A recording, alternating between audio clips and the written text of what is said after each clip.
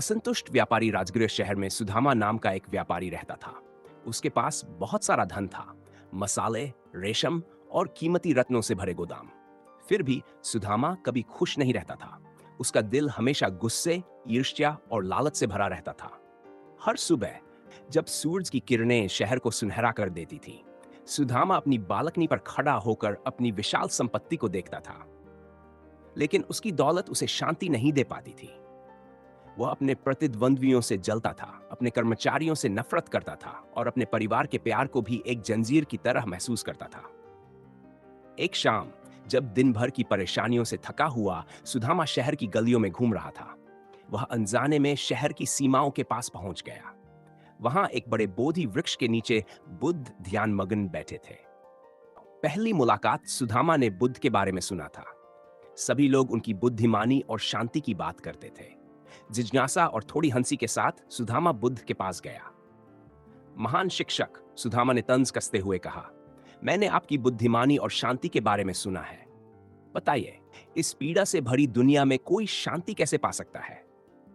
बुद्ध ने अपनी आंखें खोली और सुदामा को दयालु दृष्टि से देखा। शांति भीतर खिलती है जैसे एक कमल, उन्होंने कहा। यह धन या शक्ति में नहीं मिलती, बल्कि समझ और स्वीकृति में मिलती है। सुदामा ने हंसते हुए कहा, आपके लिए यह कहना आसान है, इस पेड़ के नीचे बैठे हुए। आपके पास न चिंताएं हैं न जिम्मेदारियां। आपके शब्द मेरे जैसे व्यक्ति के लिए कैसे काम करेंगे जो व्यापार और बोझ से घिरा हुआ है? बुद्ध ने हल्की मुस्कान के साथ उत्तर दिया, जो सबसे भारी बोझ उठाते हैं वे सबसे अधिक लाभ उठा सकते हैं, भले ही थोड़े समय के लिए ही सही। मेरे साथ बैठो और हम बात करें। सुदामा बैठ गया। घंटों तक वे बातें करते रहे। बुद्ध ने 4 आर्य सत्य और अष्टांगिक मार्ग के बारे में बताया। उन्होंने दुख, उसके कारण और उसके समाप्त होने की संभावना के बारे में बताया। उन्होंने सही इरादे, सही वाणी और सही आजीविका के बारे में बताया। सुदामा ने सुना, लेकिन उसे यकीन नहीं हुआ। कैसे ऐसे साधारण उपदेश वास्तविक परिवर्तन ला सकते हैं? उसने पूछा। बुद्ध ने एक कहानी सुनाई। एक बार एक आदमी ने अनजानता में अपने बगीचे में कांटेदार झाड़ियों के बीज बो दिए। जब झाड़ियां बढ़ी और उसे चुभने लगी, तो उसने अपनी किस्मत और दुनिया को कोसा। लेकिन जब उसे अपनी गलती का एहसास हुआ और उसने सुगंधित फूलों के बीज बोना शुरू किया, तो उसका बगीचा बदल गया।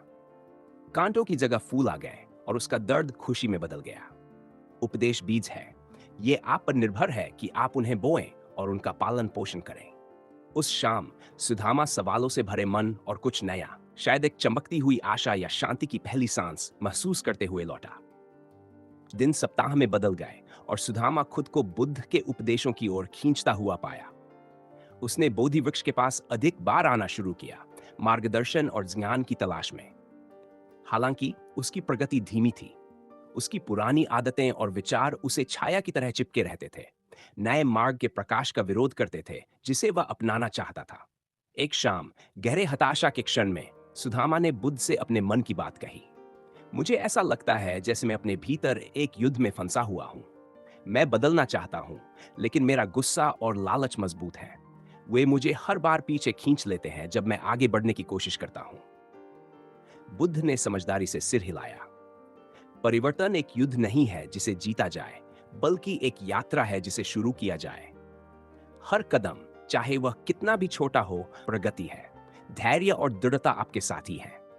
याद रखें, सबसे ऊंचे पहाड़ पर भी एक कदम एक समय में चढ़ा जाता है।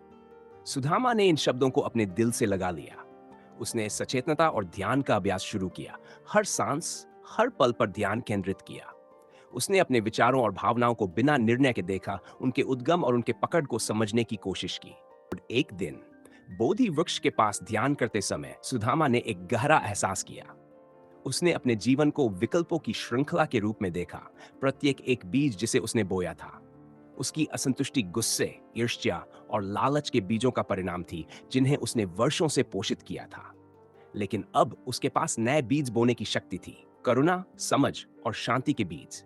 नवीन संकल्प के साथ सुदामा ने बुद्ध के उपदेशों को अपने दैनिक जीवन में लागू करना शुरू किया।